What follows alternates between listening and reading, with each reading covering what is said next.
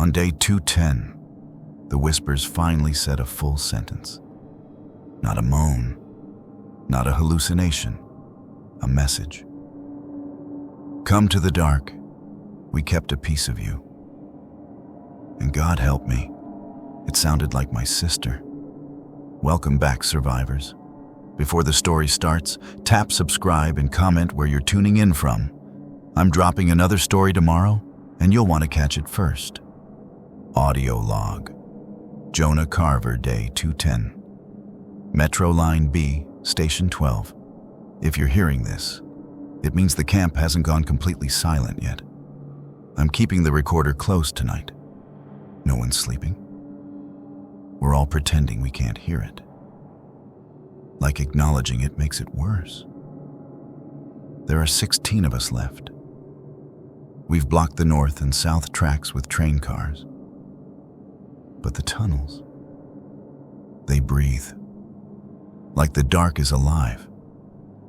I don't know how a voice can sound like it's smiling, but static crackles.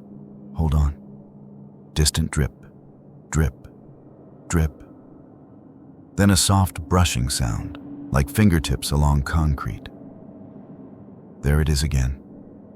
It always starts as a faint hiss, like steam escaping from the walls, then it shapes itself into something almost human. Tonight, it formed words. I shouldn't be talking right now. But if I stop, the whispers get louder. I'll continue later. Recording ends.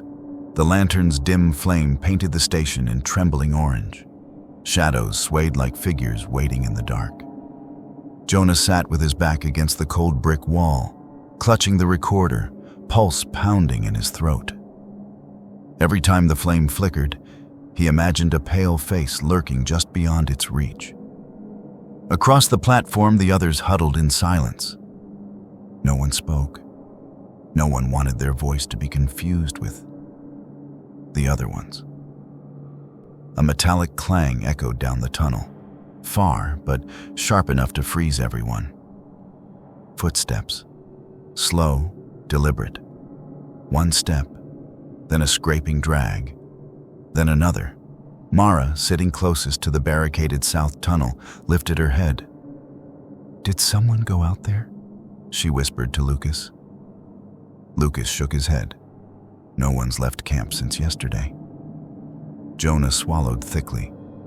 Then who? A high-pitched giggle, faint as exhale, trickled through the dark. And just like that, the footsteps stopped. A quiet whimper escaped from someone in the group. Jonah forced himself to stand, legs shaking. "Lantern stays on," he said, voice steady but strained. "If it goes out, we move.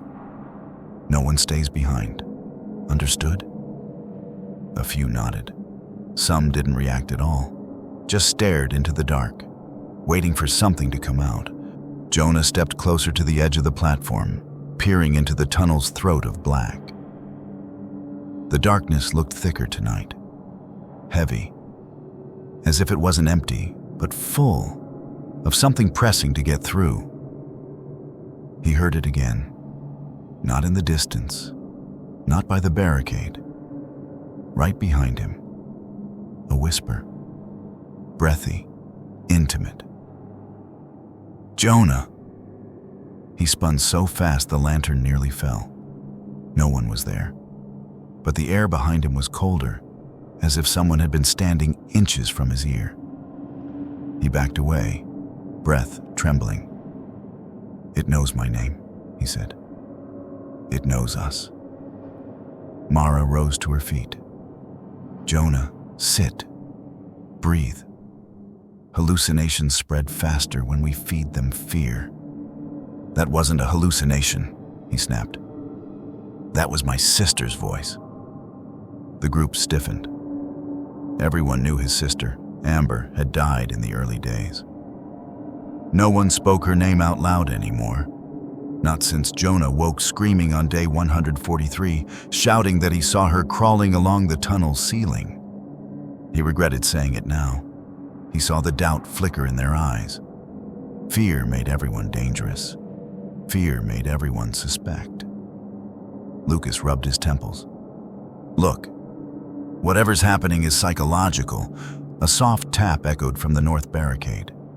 One tap, then two, then three. Not banging. Tapping, like someone knocking gently to be let in. Jonah raised the recorder and clicked it on again. Voice hushed. Audio log. Continued. The tapping started at 0217. 3 knocks. Paused. 3 more. Like a pattern. Morse or a signal. Someone or something is on the other side of the train car. It's not forcing entry. It's waiting. The others think it's Reed. He went missing 2 days ago. But Reed would speak. Reed would call our names. This thing just taps. If it is Reed, then he's keeping quiet for a reason. God, the tapping stopped. Hold on. Another tap, but this time from the opposite side of the station, another one. There are 2 now. End log. Panic rippled through the survivors. 2 different tunnels. Same tapping, same rhythm. Like a coded message bouncing back and forth, rehearsed. We stick together, Jonah hissed.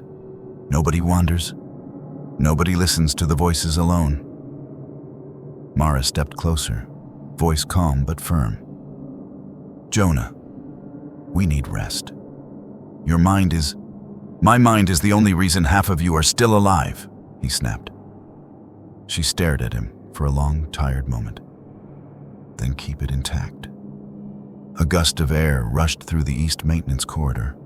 Cold, unnatural, like exhaled breath from a giant lung. The lantern flame stretched horizontally, as if pulled by something unseen. Then, voices. Multiple. Layered whispers crawling through the air vents. Soft at first, then forming a single sentence. Come to the dark. We kept a piece of you. Jonah's vision blurred. His sister's voice was among them. A single question shattered the silence, whispered by Ivy, the youngest survivor, hugging her knees. Jonah, what if they're not trying to hurt us? What if they want to give it back? Everyone stared at Jonah. He didn't answer, because a part of him feared Ivy might be right. And that was the most terrifying thought of all. If you were trapped in that station, would you follow the voice of someone you lost? Ivy's question hung in the stale air like a curse. What if they're not trying to hurt us? What if they want to give it back? Jonah didn't answer. He couldn't. The idea burrowed into his skull, writhing like a worm under skin. A sharp metallic slam exploded from the north barricade. Everyone jumped. The lantern nearly toppled. This wasn't tapping. This was force. A second slam followed, harder, rattling the train car jammed against the tunnel entrance. Dust rained from the ceiling. The metal wheels screeched as something pushed from the other side. No, no, no, don't tell me it followed the voice, Lucas whispered, stumbling back. Quiet, Jonah hissed. The survivors scrambled into a messy defensive arc, gripping pipes, broken chair legs, rusted tools, anything that could be used as a weapon. Their shadows jittered across the station walls like frantic puppets. Another slam. The barricade shoved an inch. Mara grabbed Jonah's arm. If that's Reed, it isn't Reed, Jonah snapped. Reed wouldn't slam his way in. How do you know? She shot back. You don't know what those whispers are doing to him. Another slam, louder, accompanied by a wet dragging sound, like flesh sliding across metal. We need to hold it in place, someone shouted. No one opens that barricade, Jonah barked. We don't risk it. But his voice wasn't the only one shouting now. You don't get to decide that anymore. Aaron, one of the older survivors, stepped toward Jonah, eyes wild. "Every decision we've followed from you has gotten someone taken. Reed, Ivy's mom, your sister. How many more?" Jonah's jaw locked. "I'm trying to keep us alive." "Alive?" Aaron scoffed. "We're in a tomb waiting to rot. Maybe Ivy's right. We should listen." Ivy shrank back under the sudden attention, hugging her knees tighter. The barricade shuddered again, sliding another inch. A pale, dirt-smeared hand slipped through the gap, fingers twitching, nails cracked and black. A gasp rippled through the group. The hand wasn't clawing or reaching blindly. It tapped. 3 times. Soft, polite, as if knocking on a neighbor's door. Jonah's blood ran cold. "Back up," he whispered. "No one answer it. No one move." But Aaron shook his head. "If that's a survivor..." "It's not a survivor," Jonah growled. Aaron ignored him and took a step toward the barricade. Jonah grabbed his shoulder. "Aaron, stop!" Aaron spun and shoved Jonah backward. Jonah stumbled, nearly dropping the recorder. "You don't own us," Aaron shouted. "You don't get to be leader because you can hold a flashlight and talk into a recorder like some broadcast hero." Mara jumped between them. "Both of you stop. This is what it wants. It wants us divided." The hand at the barricade withdrew. Silence followed. A heavy, waiting silence. Then, the tapping began again. But this time, from behind the group. Several turned, lantern light swinging wildly. The tapping now came from the east wall, solid concrete. No tunnel, no entrance, just stone. Tap, tap, tap, slow, rhythmic, deliberate. Ivy's trembling voice broke the silence. "It's moving." Lucas shook his head in disbelief. No, that wall is 3 feet thick. There's no space behind it." Tap, tap, tap. Then a whisper seeped through the concrete like gas through a crack.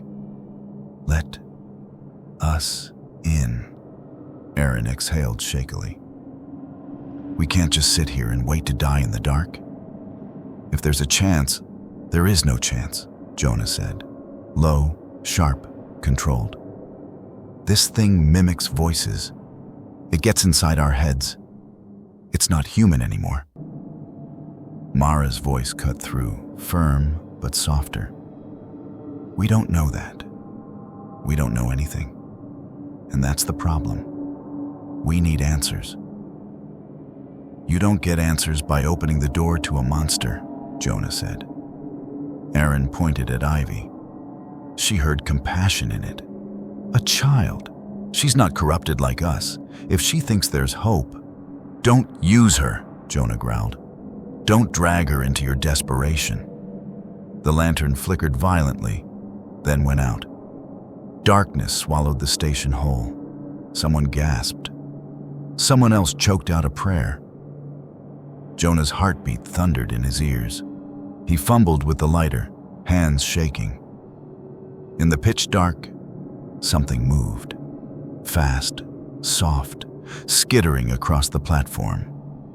A whisper brushed past Jonah's ear, so close it warmed his skin. "Jonah, why did you leave me in the dark?" Amber's voice. His sister. Jonah's stomach lurched. His throat closed. "Stop," he whispered weakly. "You're not her." The lighter sparked, once, twice, finally catching flame. The lantern reignited. Everyone froze. Ivy wasn't sitting anymore. She was standing at the edge of the platform, facing the tracks, staring into the black tunnel as if entranced. Tears streamed down her face, but she was smiling. Not a child's smile. A knowing, adult smile. The whisper curled through the station louder, clearer, and now layered with multiple voices blended into one. "We kept a piece of you, Jonah. Come take it back." Jonah's blood iced, because Ivy was holding something in her small hand. A bracelet. Beaded, purple, broken clasp, Amber's bracelet. The one Jonah buried with his sister. Ivy was already moving toward the darkness when I spun around. One small, trembling silhouette drifting past the line of lantern light as if sleepwalking toward a dream only she could see. For a heartbeat, none of us breathed. Her bare feet shuffled over gravel, toes scraping, her eyes half open, distant. She wasn't running, she wasn't scared. She was drawn. "Ivy," Maria whispered, voice cracking. "Honey, stop. Come back, please." But Ivy didn't stop. She tilted her head, listening to something only she could hear, and her lips moved in a faint murmur, like she was repeating words fed directly into her ear. I caught it, barely. A whisper slipping off her tongue. "Come see. It's safe here. We're waiting." The tunnel beyond our lanterns remained a black, suffocating throat of concrete and endless track. No light, no movement, no sound except the quiet drip of condensation and Ivy's faint whispering conversation with nothing. Or something. "Ivy, sweetie, don't go any further," Elliot said, voice shaking. He wasn't giving an order. He was begging. I stepped toward her, but Fletcher's hand shot out, gripping my shoulder. "Jonah, listen." I froze. From the darkness ahead, far beyond the reach of light, something whispered back. Not an echo. Not Ivy. A soft, layered hush. Like multiple voices speaking through water. A breath on concrete. A calling. Ivy took another step. Her fingers twitched at her sides, like something was gently pulling her by invisible strings. Maria lunged forward, but Fletcher grabbed her too. "Don't. If you rush her, she might bolt." Bolt where? Into that hell blackness? The thought sliced through me. I didn't think. I moved. "Ivy," I said softly, taking slow steps forward. "Hey, kiddo. Remember me? Jonah, the guy who played you that stupid song on my harmonica? The one that made you laugh through your nose?" No response. She reached the ragged fringe of shadows beyond the last lantern's glow. One more step, and she'd be swallowed by darkness. I heard the whisper again. Closer now. Behind her. "Come with us. Down here. So quiet. So warm." Ivy leaned forward like someone had hooked a finger under her collarbone and tugged. "Screw caution." I sprinted. The moment my hand touched her shoulder, the air around us changed. Cold slammed against me, not like temperature, but like pressure, like stepping into deep water. My fingers stung as if I'd grabbed something electrified. Ivy jerked, body twitching in my grip. Her eyes snapped fully open and widened in terror. "Jonah, it's touching me." The words were tiny and broken. I pulled her back, expecting resistance from a child. But what fought me wasn't child-sized. It felt like I was dragging against a rope tied to a sinking weight. Something unseen held her. "Fletcher!" I hissed through clenched teeth. He and Elliot rushed forward. Fletcher grabbed Ivy's other arm. Elliot seized her waist. The three of us pulled as Ivy whimpered, heels digging furrows in the dirt as if something in the dark refused to let go. Then, a sound. Not a growl, not a hiss. A breath. Right beside my ear. Close enough that I felt the warmth of it. "Stay!" I snapped. With a roar, I yanked Ivy backward with everything I had. The force sent all four of us stumbling back into the lantern glow. We crashed to the floor, scraping elbows and knees. Ivy collapsed into Maria's arms, trembling violently, sobbing into her mother's chest. The moment we crossed back into the light, the pressure vanished. The air felt normal again. I didn't. Fletcher slammed his back against the wall, breathing hard. What the hell was that? What the hell was that? Elliot's face had drained of color. Something was holding her. I felt it, like cold hands around her arms. Maria rocked Ivy, whispering, "You're safe, baby. You're safe," over and over. But Ivy wasn't listening. Her eyes were unfocused, darting toward the darkness. "They're not gone," she whispered. "They're still calling." A silence settled, thick and suffocating. The lanterns flickered as if a gust of air had passed through. But none of us had moved. I forced myself to breathe, to get control. I heard it speak, right next to me. It wasn't just Ivy hearing things. We all felt something. It's not normal. Fletcher rounded on me, voice hoarse. "You still want to tell everyone it's just rats and paranoia?" I didn't answer. I couldn't. Elliot crawled closer to Ivy, checking her arms. He froze. "Maria, look." On Ivy's pale skin, around both upper arms, faint marks were forming. Thin, darkened imprints, like fingers had gripped her. Maria's breath shattered. "God, no, no, no," Ivy whispered, voice hollow. "They said we don't belong in the light."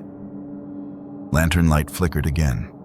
This time 2 bulbs dimmed, then steadied. We all turned as a new sound drifted from the dark. Not whispering now, humming. A low, rhythmic hum. Melodic, almost familiar. Like a lullaby half remembered from childhood. My stomach twisted, because I recognized it. It was the tune I used to play for Ivy on my harmonica, only slower, wrong, warped. Fletcher slowly lifted his rifle, voice barely audible. "Jonah, why is it humming your song?" I didn't have an answer, but Ivy did.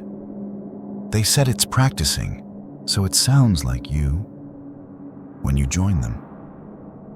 The lantern nearest the tunnel entrance flickered once, then went out. Darkness crept one step closer. Darkness crept one step closer. Elliot lunged forward and relit the lantern that had died, but the flame sputtered weakly, as if struggling against an unseen breeze. Fletcher kept his rifle raised at the tunnel mouth, breathing sharp, shallow breaths. Maria held Ivy tight, rocking her, whispering prayers half remembered. No one spoke. We were all thinking the same thing. Whatever was out there, it wanted the dark to win. "We need more light," Elliot said finally, voice thin but steady. "All of it. Every lamp, every torch, every scrap of fuel. Now." We moved. It wasn't strategy, it was instinct. Humans cling to fire when the night has teeth. Fletcher and I raided the supply crates while Elliot checked the wiring on the battery-powered flood lamp we'd been saving for emergencies. Maria hung blankets over the open wall cracks where shadows bled through. Ivy sat curled against the wall, knees to her chest, pupils huge. She didn't blink much, didn't look away from the tunnel. As I rummaged through a crate of scavenged gear, I caught her whispering to herself, barely audible, "Don't turn off the lights. Don't let them inside." A shiver crawled up my spine. "Ivy, you with us?" She didn't answer. Her fingers traced the bruise-like marks on her arms, following each phantom fingerprint. I forced myself to keep moving. We set up lanterns in a perimeter, spacing them so no gaps existed. Fletcher boosted the light rod torches, bright chemical sticks that burned for hours with a sterile white glow. Elliot rigged the flood lamp on top of an overturned crate, wires snaking back to a car battery we'd been charging on a bike generator. "Tell me when," Elliot said, hand hovering over the switch. Fletcher nodded. "Now." Elliot flicked the switch. The lamp flared, bathing our makeshift camp in harsh, brilliant white. Shadows shrank back. The tunnel ahead looked emptier, but no less menacing. For a minute, we all just breathed. "Better?" Maria whispered. But relief never lasts here. A faint tapping sounded from the darkness. Tick, tick, tick, like fingernails on concrete. Fletcher aimed his rifle instantly. "I swear I'll shoot the moment anything crosses that line." "Don't waste bullets," Elliot muttered. "Not unless we see it." The tapping stopped. Silence again. The kind that presses on your eardrums. I sank down onto a crate, trying to stop the buzzing in my head. The humming of my twisted lullaby still echoed in my skull, like a song stuck on repeat. I took a shaky breath. "If we heard it mimic my music," I said quietly, "it means it's learning us. Studying, using whatever gets in." Maria swallowed. "So it uses memories?" Elliot shook his head. "Or emotions? Or both?" Fletcher scowled. "I don't care what it uses. If it comes in here, we shoot it." I wanted to believe that was enough. But Fletcher didn't hear the whisper I heard in the darkness. Didn't feel the breath on his ear. Bullets felt small compared to that.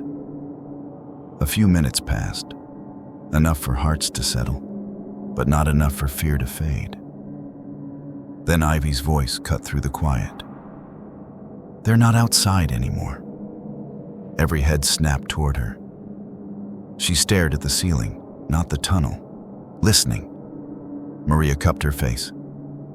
"Ivy, honey, we talked about this." Ivy spoke louder.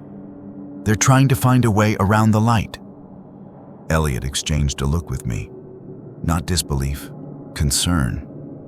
Fletcher wiped sweat from his brow, muttering, "Kids scaring us more than the damn whispers."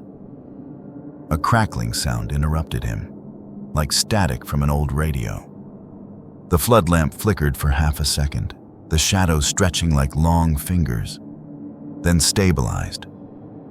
Elliot crouched next to the battery. "Power's steady. That shouldn't be happening." "Maybe they're testing us," Ivy whispered. Maria pulled her closer. "Please stop listening to them."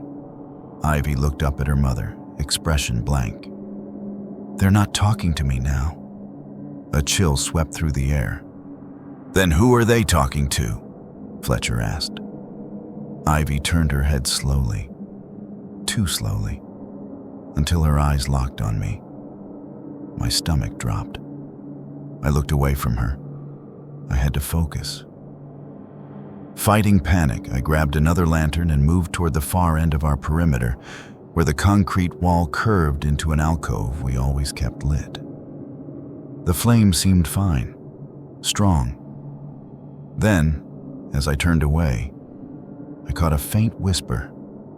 Right behind me, so soft it could have been my imagination. "Jonah!" I spun. Nothing there. No one near me. Everyone still by the main lantern cluster. My pulse hammered inside my skull. I returned quickly, not mentioning what I heard. Elliot worked on reinforcing the light setup. "We need shifts tonight. No one sleeps alone." Fletcher nodded. "I'll take first watch with Jonah." I nearly refused. because being awake near that darkness again felt unbearable, but said nothing. Showing fear would only feed theirs. Then, a soft thump hit the ceiling above us. We froze. Another thump, drag, thump. Elliot whispered, "It's on the ceiling?" Fletcher lifted his rifle upward. "Let it come. I got it." But when the sound returned, it wasn't above. It was behind the blankets Maria hung to block cracks in the wall. The fabric bulged inward for a second, as if someone pressed their face against it. A shape, a forehead, the outline of a mouth. Then, a whisper through the cloth. "Let us in." Maria screamed. Fletcher fired a warning shot above the blanket. The shape vanished. Lantern flames guttered wildly, but didn't go out. Ivy spoke into the heavy silence that followed, voice small, but certain. "They're testing the edges. If one light dies, they'll come through that gap." Elliot exhaled shakily. "Then we don't let a single one go out." I stared at the blankets, my pulse still racing. The darkness wasn't waiting anymore. It was knocking. No one slept. We sat surrounded by a fortress of lanterns and chemical light rods, waiting for the next sound, the next flicker, the next wrong breath in the dark.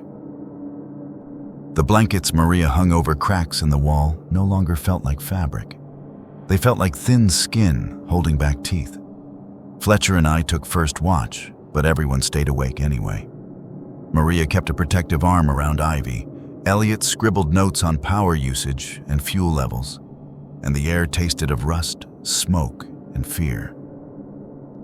It wasn't long before the whispers changed strategy. Around 20 minutes into the watch, Fletcher elbowed me. "Battery on the flood lamp's draining too fast. Elliot, check that damn thing." Elliot rushed over. The battery, which should have held for hours, was already halfway drained. "Impossible. It's like something's pulling power."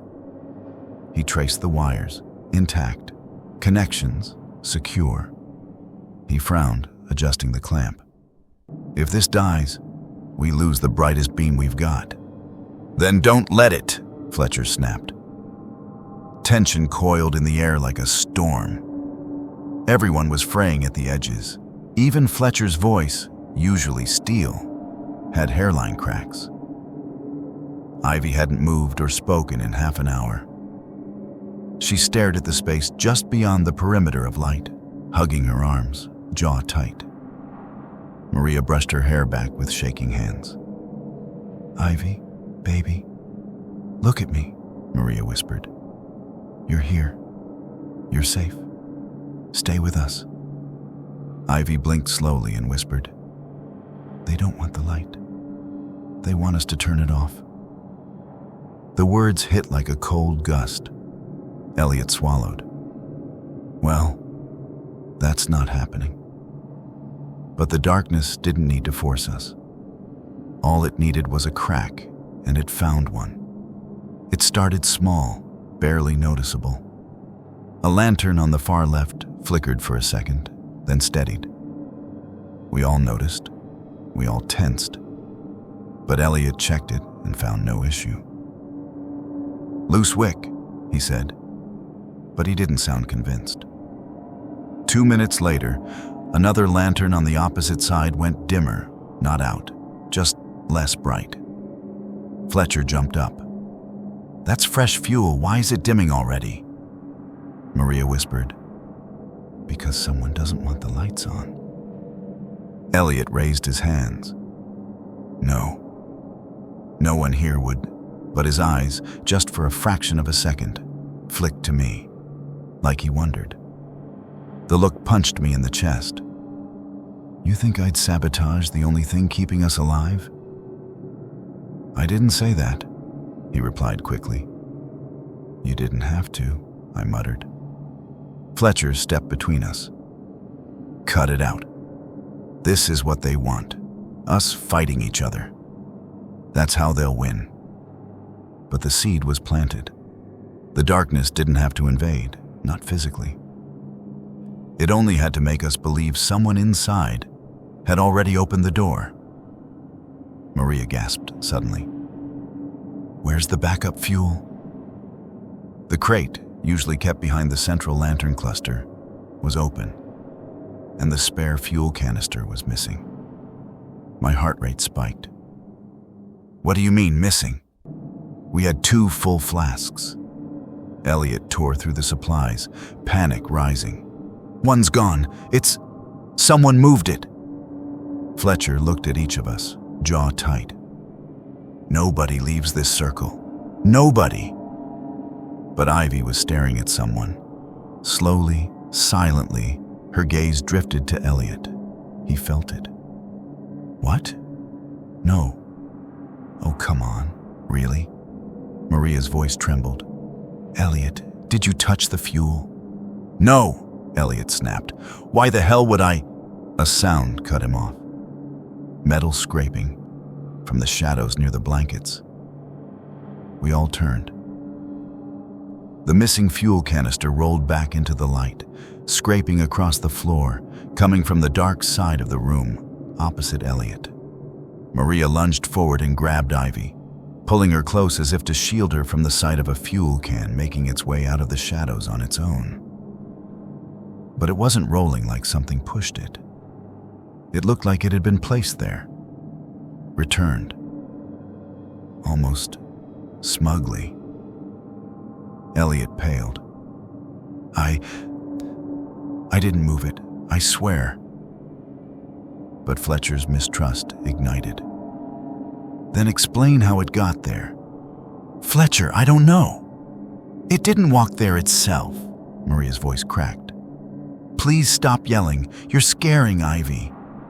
Elliot's voice broke, defending himself. Think. If I wanted to sabotage the lights, wouldn't I get rid of the fuel completely? Why roll it back? He had a point. The Whispers weren't choosing a saboteur to destroy us. They were choosing one to accuse, divide us, isolate one, break the chain from inside. My throat went dry. They don't need a real traitor. They just need us to believe there is one. Fletcher lowered his rifle slightly, tension still burning in his posture. Then Ivy spoke, voice quiet and eerie with certainty. They already picked who they want. Someone heard them more than the rest. Someone listened. She wasn't looking at Elliot anymore. She was staring at me. My blood iced. No, I whispered. They're getting into her head. That's not... The flood lamp flickered. Once. Twice. Then died. Darkness swallowed half the room in one breath. Maria screamed. Fletcher fired blindly into the dark. Elliot fumbled for wires. Ivy clamped her hands over her ears as if the Whispers were suddenly screaming. I felt breath on my neck again. A whisper. Not outside, not from Ivy. Inside my head. Jonah, help us turn the others off. I staggered back, gripping my skull. Elliot yelled, "Lights, now!" Fletcher lit a flare, red light flooding the room like spilled blood. The shadows retreated, but not far. We all stood there shaking, flare hissing, faces red and terrified. Fletcher looked around at us, eyes full of distrust. If one of us is helping them, Fletcher said, voice low and grim, we need to find out who before the lights go out again. His words hung in the air like the stench of rot, poisoning the space between us. The red flare flickered, painting our faces with hellish shadows. Ivy clung to Maria, trembling. Elliot knelt by the dead flood lamp, shivering as he rewired cables with frantic fingers. No one spoke. No one breathed too loudly. Because now, the danger wasn't just out there in the dark. It was sitting beside us. I swallowed hard. Fletch, listen. That's exactly what the Whispers want. They want us paranoid, tearing each other apart. He turned his eyes on me slowly, the way a dog sizes up a hand to decide if it's friendly or holding a knife. Maybe, he said. Or maybe they're telling us the truth. Maria rose, stepping between us. Enough. No one here would sabotage our safety. We're scared, that's all. But Fletcher wasn't hearing her. Fear had hardened into certainty in his expression. He pointed the rifle, not at the dark, but at Elliot. You were closest to the fuel. You knew the battery setup. You're the only one who touches the wiring. If the lights go out, you're the one who benefits. Elliot jerked back as if struck. Benefit? What possible benefit? Fletcher, you're losing it. I'm doing the math, Fletcher barked. Someone had to move that fuel. You claim you didn't. Jonah didn't. Maria sure as hell didn't. Ivy wouldn't. That leaves... Stop! I stepped forward, heart hammering. The canister came from the opposite side of the room from Elliot, and none of us were near it. You're accusing the only guy who can keep the lights running. Or shut them down, Fletcher shot back. The flare spit sparks, burning lower. Elliot's voice cracked with desperation. Fletch, I've been keeping these lights going for months. If I wanted them off, we'd be dead already. I'm terrified, just like you. Silence. Then a voice I didn't expect spoke, Maria. What if the influence isn't intentional? She said quietly. What if someone doesn't realize they're doing things? What if the Whispers get inside a person and use them without them knowing? The room froze around her words. Her eyes drifted, hesitating, toward Ivy. No, Ivy whispered, shaking her head violently. No, Mummy, it's not me. I'm not helping them. I promise. Maria pulled her close instantly, horrified at what she'd implied. I didn't mean you, baby. I'm sorry. But the damage was done. Now even Maria feared the possibility that the Whispers could use someone like a puppet. My pulse thudded in my ears. We cannot start treating each other like ticking bombs. We stay together. We keep every light burning. The flare sputtered, half its brightness gone. We all tensed. New rule, Fletcher said. Nobody goes anywhere alone, not even for a second. We pair up, watch each other. If someone slips, the other stops them. Elliot nodded, still pale. Agreed. Maria squeezed Ivy. She stays with me, always. Fine, Fletcher said. Jonah with me, Elliot. But Ivy suddenly jolted upright, clutching her head with both hands. Stop, she whimpered. Maria cupped her cheeks. Sweetie, what is it? What do you hear? Ivy's breath hitched. She was listening to someone no one else could hear. Then she pointed a shaking finger at Elliot. They're saying he breaks the light. They're saying he lets them in. Elliot recoiled, horror twisting his features. Ivy, no, don't listen to them. But Ivy wasn't done. Her gaze slid to me, pupils blown wide. And they're saying Jonah belongs to them now. A shockwave went through the group. Fletcher lifted his rifle toward me, his hands trembling. Explain that. I lifted both palms, heart pounding.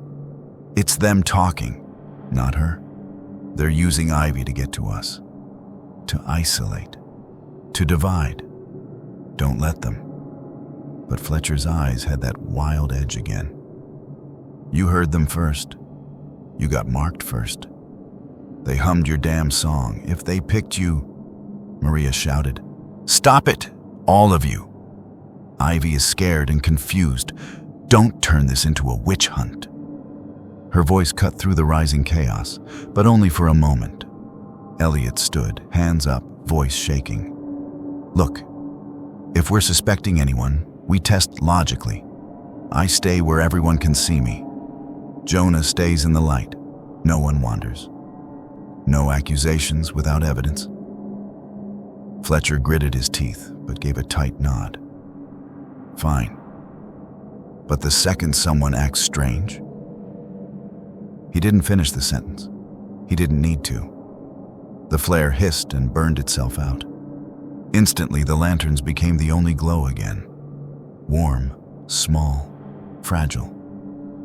Elliot rushed to the battery, fingers flying. If I can get the flood lamp working, we stabilize. 10 seconds, just 10. His hand slipped, and a spark snapped off the wire. A lantern flickered. Mariah gasped. Ivy screamed. Fletcher dove for the lantern to steady it, as if touching it could keep it alive. Elliot cursed under his breath, rewiring with frantic precision. Almost there. The lantern steadied. We all exhaled at once. No one spoke for a long time. The tension didn't fade. It settled deeper, heavier, like a weight on our lungs. Finally, Fletcher said quietly, "They only need one of us to fall. One mistake, one moment. That's all it takes." I couldn't shake Ivy's words. They're saying Jonah belongs to them now. Even if it wasn't true, Fletcher now believed it might be. The first crack in trust had formed, and cracks spread. Sleep should have been impossible after what Ivy said. But exhaustion is a hunter. Slow, patient, and merciless. Eventually, even fear can't outrun it. I don't remember closing my eyes. Just the lantern's glow. Then darkness swallowing it whole. And then I was back in the tunnel. Except, this time it wasn't memory. It was now. The tunnel stretched in both directions, but the light line behind me was gone. No camp, no voices, just the endless metro corridor breathing with a pulse that wasn't mine. A low hum vibrated through the concrete, the same pitch as my old song, the one the whispers used against me. Except now it sounded like a choir. Layered voices singing the melody as if it were a hymn. Jonah. I froze. The voice drifted from ahead, familiar as my own thoughts. Come closer. I turned. In the darkness, I could make out a figure, slim, still, head tilted like a puppet waiting for the next pull of its strings. At first, I thought it was human. Then it stepped forward, and its feet didn't touch the ground. I couldn't breathe. It was a woman, or what used to be one, skin pale with a faint glow beneath it, like bioluminescent veins. Her eyes were hollow sockets, but shadows inside them swirled like ink drifting in water. When she opened her mouth, a chorus poured out. Hundreds of voices speaking at once. We missed you. You hear us. You always heard us. I stumbled back, but the floor rippled like water, swallowing my footing. The tunnel warped around me, stretching, bending, like reality was only loosely attached. I'm dreaming, I said. I needed to believe it. This isn't real. You're not real. The voices laughed, soft, pitying. If you bleed, it is real. If you scream, it is real. The woman drifted closer. I could smell dust on her, old perfume and a wet rot underneath, as if the grave had opened and let her walk for one last conversation. I forced my voice to steady. What are you? We are what waits, what listens, what learns from you. From me? The song you carried, your fear made it a door. My throat went dry. You used my song to get into my head. We did not enter. You opened. Behind her, silhouettes formed, more figures, faintly glowing, standing still in the dark, watching, waiting. Some were missing limbs. Some had holes through their torsos. Some had no faces at all. But all of them whispered in unison. Stay, stay, stay. My knees weakened. What do you want from us? The woman leaned close, lipless mouth at my ear. Light burns us. Fear feeds us. But music. Her finger pressed to my chest, cold, needle sharp, and I cried out as a shock went through my heart. Music binds us to you. I heard something else, faint at first. A heartbeat. Not mine. A rhythm under the whispers. A pulse thudding like a drum. My drum. The rhythm I used to perform to.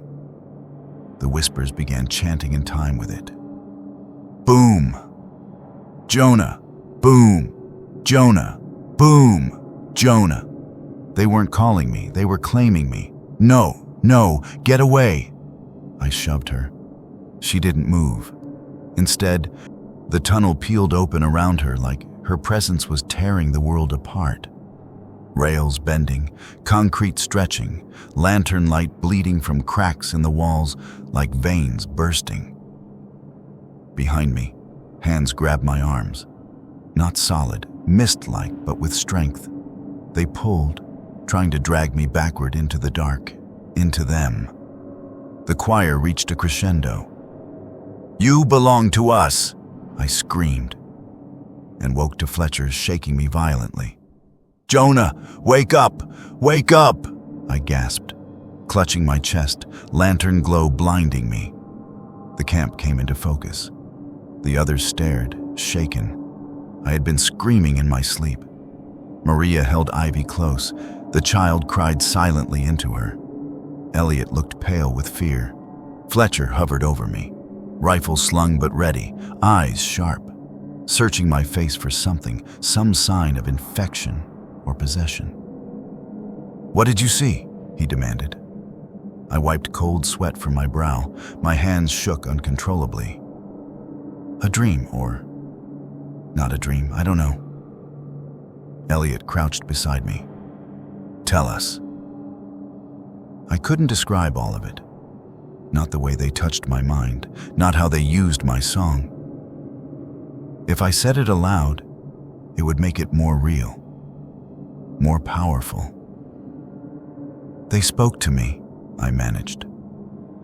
Said the whispers, learn from us, feed on fear, and that light hurts them. Fletcher exhaled like that confirmed his worst suspicions. Maria whispered, if they can reach us in sleep, we're not safe even in the light. I looked up at her, my voice hoarse. No, we're not. A new silence settled. Not the silence of rest, of dread. Elliot broke it first. Did they show themselves to you? I hesitated. Yes. Fletcher's jaw tightened. And did they? He swallowed hard. Did they talk to you directly? I nodded. His hand slowly went toward his rifle strap. Maria grabbed his arm. No, Fletch, no. We can't ignore this, he said.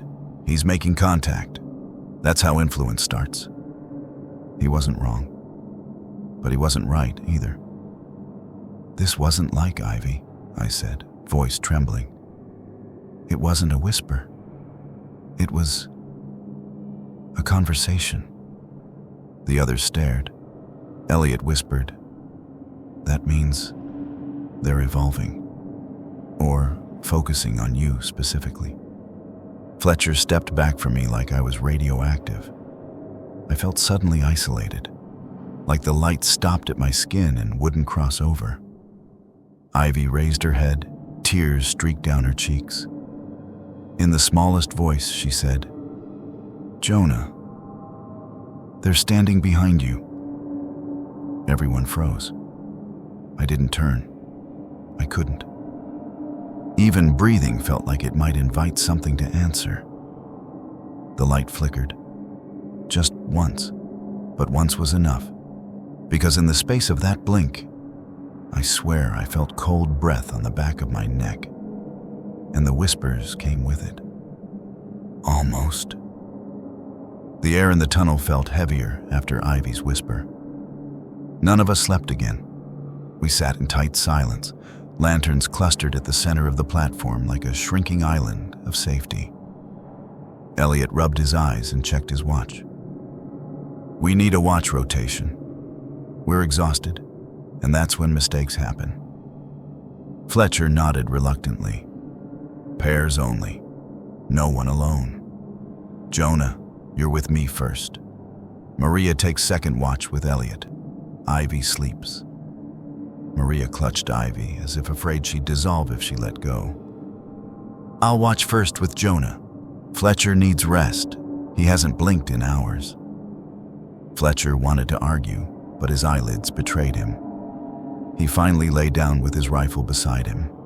As the others settled, Maria sat beside me, Ivy tucked against her chest under a blanket. The lantern light painted her face with warm gold, but her eyes looked sunken, drained in a way light couldn't fix. "You shouldn't have to watch," I said softly. "You've got Ivy." Her voice was barely a whisper. "Mothers don't get to rest in worlds like this."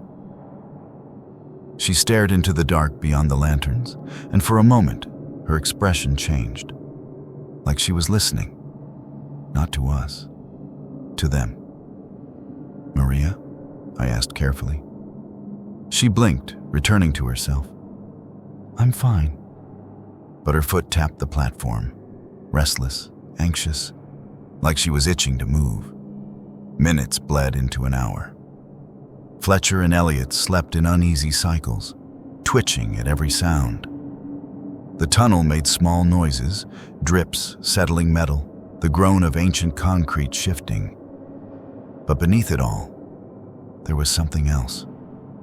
A faint hiss, almost like a voice breathing through radio static. Maria lifted her head slowly. "Did you hear that?" I did, and I wished I hadn't. The whisper was subtle but clear enough to form a shape. "This way." It came from the off-limits tunnel, the one we had blocked with crates and debris nearly 70 days ago. The one none of us talked about because the darkness beyond it felt wrong. Maria's grip on Ivy tightened. "They're calling to her." "Maria," I said, steadying my voice. "The whispers lie. They use Ivy's fear to manipulate you." She looked at me with a strange calm. "What if they're not lying this time?" My stomach went cold. If there's a chance, any chance, that something in that tunnel could help her, how can I ignore it as a mother? You wouldn't. I wouldn't. That truth hurt. But the dark isn't promising help. It's luring you out. She looked back toward the blocked tunnel. Maybe the light is the trap.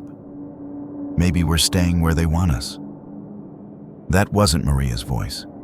Not fully. The cadence was wrong. Too smooth, too certain. "Maria," I said carefully, "look at Ivy. She needs you here, with us." I expected her to hold Ivy tighter. Instead, she slowly loosened her arms. "I think Ivy needs what's out there." A chill ran through me. "You're not thinking clearly." "I'm thinking like a parent," she said, rising silently. "You wouldn't understand." "I do. That's why I'm stopping you." Her eyes flashed with anger, not at me, but at the idea of interference. "Then help me," she whispered urgently. "Come with me, just to the edge. We won't go far. We'll tie a rope. If something feels wrong, we come back. But we need to know." I hesitated. It was almost rational. Almost. "Elliot can watch the lights," she added quickly, "and Ivy will stay here with Fletcher. She'll be safe." Safe? Leaving Ivy behind while Maria walked into the dark? She would never have suggested that before. The whispers were pushing her. Still, if I didn't go, she'd go alone. "We take rope," I said. "Lanterns. And we only go 30 meters. No more." Relief flooded her face. "Thank you." We prepped silently. I tied a thick rope around my waist. Maria tied the other end around hers. We each took fresh lanterns, full fuel. Before stepping beyond the safety zone, I glanced back. Ivy was awake. She sat upright, staring at us with wide, brittle eyes. Her voice was barely sound. "Mommy, please don't answer them." Maria froze. Pain shattered briefly through her trance. "I'll be right back, baby," she said, kissing her head. "I promise." But Ivy didn't let go of her hand. Her small fingers shook with terror. "Mommy, the light won't follow you." Maria slowly pulled free. Ivy's hand remained suspended mid-air for a moment, as if reaching for someone already gone. And then we stepped beyond the lantern ring. Every footstep into the tunnel felt like descending into a lung that exhaled cold air onto our skin. After 10 meters, the air changed. Thicker, warmer, like breath grazing our necks. Maria's lantern flickered once, then steadied. At 15 meters, the whispering began, not outside, but inside our heads. "Maria, closer. We can help her." Maria gripped her lantern harder. "Do you hear what they're offering?" she asked, voice shaking. "They're not threatening. They're promising. That's how predators hunt." The rope tugged gently between us, a lifeline reminding us to turn back. At 25 meters, a soft glow appeared ahead, pale, faint, like moonlight behind fog. Maria gasped. "Jonah, do you see it?" I did. A shape stood in the dim, a woman or the memory of one, pale and glowing softly, just like in my dream. But this time, she was standing inside the lantern light radius. My blood iced. "If she's inside the light," Maria whispered, "maybe they're not afraid of it anymore." The figure tilted its head and smiled. Behind us, the rope jerked, someone pulling violently from the camp end. Not someone. Something. Maria's lantern blew out. The dark rushed in like a living thing, and the rope went slack. The rope slackened so fast it burned my palms. Maria's lantern was gone, swallowed by the dark like it had never existed. I yanked the rope and ran backward, stumbling, dragging her weight toward the light. "Maria, pull, pull!" At first there was resistance, like something else had hold of the rope. Something stronger. Then, abruptly, she lurched forward and slammed into me. We tumbled onto the platform's concrete floor, rolling into the fractured glow of the lantern ring. Elliot jolted awake. Fletcher sprang up with his rifle. Ivy screamed when she saw Maria, her mother, covered in dust and shaking, her eyes wide and unblinking.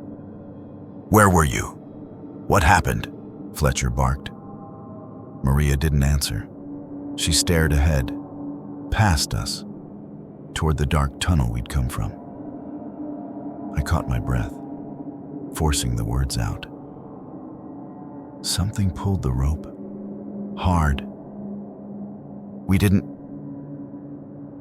go further. But even as I said it, I wasn't sure it was true. Fletcher checked the rope with trembling hands. It was frayed, as if something had been chewing it. Elliot's voice cracked. "Did you see anything?" I swallowed hard. A figure, same as my dream. It stood inside the light, smiling. Silence. "That's impossible," Elliot said, voice small. "No," Maria whispered, her first word since we returned. "It's not." We all turned to her. Maria slowly brushed dust off Ivy's blanket, almost mechanically, like her body moved before her thoughts arrived. She reached into her pocket and pulled out her lantern. Fletcher frowned. That went out. We saw it. Maria held it out. The wick glowed faintly. Not flame, a pale light, not warm, not human. Elliot flinched. "That's not fuel light. That's—" "Don't touch it," Fletcher warned. Maria didn't hear him. She stared at the pale glow with reverence, a mother admiring a crib mobile. "They gave this to us," she said softly. "They don't want to hurt Ivy. They want to help." Ivy yanked her hand away, terrified. "Mommy, don't listen." Maria flinched, like Ivy's words physically struck her. For a split second, she looked like the Maria we knew, terrified of herself. Then the whisper brushed my ear again. Too close, too familiar. "She brought a piece of us back." I stepped between Maria and the others. "Everyone stay in the light. No one touch that lantern." Maria's fingers curled protectively around it. "You don't understand. They showed me a place where light doesn't die. A place safe from infection. A sanctuary." Fletcher raised the rifle. "Maria, put the lantern down." "Please don't point that at her," Ivy sobbed. Maria stepped behind Ivy like a shield. "I'm still her mother. I would never hurt her." But that wasn't the fear tightening our throats. The fear was that the dark was now inside the circle with us, holding a lantern. Elliot gathered the others. "We need to test the light. If that lantern contaminates the others—" "It's not contaminated," Maria snapped, suddenly sharp. "It's better. It's stronger than ours. We can use it. We can explore further. We can finally leave." My skin crawled. That wasn't just influence. That was belief. "Maria," I said softly, "what else did they show you?" She met my eyes, and I saw the truth. She had seen Ivy in that glow, healthy, laughing, somewhere beyond us. "They showed me a future where my daughter grows up, where she has sunlight, not this." She gestured to the lantern barricade, voice cracking. "If there's a chance it's real, how can I not take it?" Fletcher tightened his aim. "Because it's a lie, and you know it's a lie." Maria's hand trembled, not with fear, with conflict. Then Ivy whispered, voice hollow, "Mommy didn't come back alone." The word sliced through the room. Maria stiffened. Every lantern flickered in unison. A cold wave swept across the platform, like something passed through us, brushing skin, tasting breath. The kind of cold that seeped into bone, not air. Elliot gasped. Did you all feel that? I had. And something worse. I heard a faint whisper inside the light circle. Almost home. The lights had never done that before. Fletcher reacted first. He snatched Ivy and handed her to Elliot. Get her back, against the far wall, now! Elliot obeyed instantly, Maria's face twisted in panic, maternal instinct roaring back. Don't take her from me! She stepped forward, and her pale-lit lantern flared, casting long shadows across all of us. Shadows that stretched in the wrong direction, bending toward the blocked tunnel instead of away from the light. That was all Fletcher needed. He fired. The bullet smashed the lantern out of Maria's hand. The pale light shattered across the floor, not like glass, but like spilled mist, and evaporated. Maria collapsed to her knees, sobbing. Why would you do that? They were helping us. No, Fletcher said, voice shaking. They were using you to get inside. Maria pressed her forehead to the floor, shaking. I reached for her, but her voice emerged in a choked whisper. I think I let something in. The lanterns flickered again, twice, like a heartbeat. We all drew closer to the center of the light without thinking. The circle had never felt smaller. Elliot spoke barely above a breath. If they can step into the light, then the rules have changed. No one disagreed. Maria lifted her head slowly, eyes filled with tears, and something else. Regret. Jonah, I'm sorry. We're not giving up on you, I said. Or Ivy. But she shook her head. You don't understand. Her voice dropped to a fragile whisper. They don't want me anymore. They want you. The platform went dead silent. Even the whispers held their breath. A distant metallic clang echoed from the tunnel, closer than ever. Fletcher bowed his head. We need a plan. Fast. Elliot swallowed. We can't stay here. Maria whispered. They won't let us leave now. Maybe she was right. But staying meant dying slowly. Going meant meeting them in their domain. Either way, the dark was done waiting. It was coming for us. If you're hearing this broadcast, if you were trapped with us in that tunnel, would you have followed the rope into the dark, or would you have destroyed the lantern too? Tell me. Because if I make it to another signal point, I need to know which choice keeps us alive.